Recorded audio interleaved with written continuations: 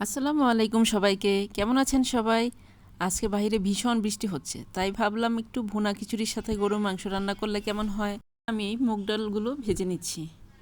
ভালো করে ভাজা হয়ে গেলে এর সমপরিমাণ মুসুরির ডাল দিয়ে দেব। তারপর নিয়ে নেব পোলাওর চাল। এগুলো নিয়ে ভালো করে ধুয়ে পানি ঝরিয়ে রাখবো। আমি চুলায় হাঁড়ি বসিয়ে দিলাম। এরপর দিয়ে দিলাম পরিমাণ মতো সয়াবিন তেল। তারপর গরম মশলা দিয়ে দিলাম।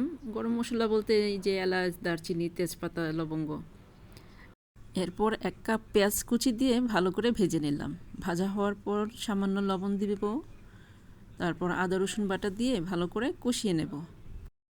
আদা রসুন বাটাটা অনবরত নাড়াচাড়া দেওয়ার পর আমি এখানে একে একে সব মশলাগুলো অ্যাড করে নেব।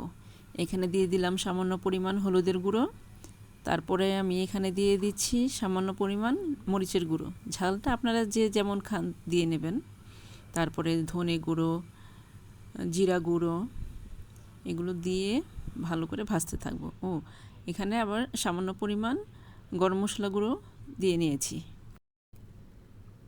সব মশলাগুলো দেওয়ার পর সামান্য একটু পানি দিয়ে এটা ভালো করে কষিয়ে নেব। কষানোর পর আমি কয়েকটা কাঁচামরিচ এখানে দিয়ে দিলাম। আপনারা চাইলে এটা ফালি করেও দিতে পারেন। আমি আস্ত কাঁচামরিচ ইউজ করেছি। এরপর এখানে ডালগুলো ধুয়ে রেখেছিলাম, সেগুলো দিয়ে দিব। দেওয়ার পর ভালো করে এটা ভেজে নিতে হবে। ডালগুলো ভালো করে ভেজে নেওয়ার পর আমি যে পরিমাণ চাল আর ডাল নিয়েছি তার দ্বিগুণ পানি দিয়ে দেব। আমি এখানে ঠান্ডা পানি ব্যবহার করলাম। আপনারা যদি কেউ চান গরম পানিও ব্যবহার করতে পারেন।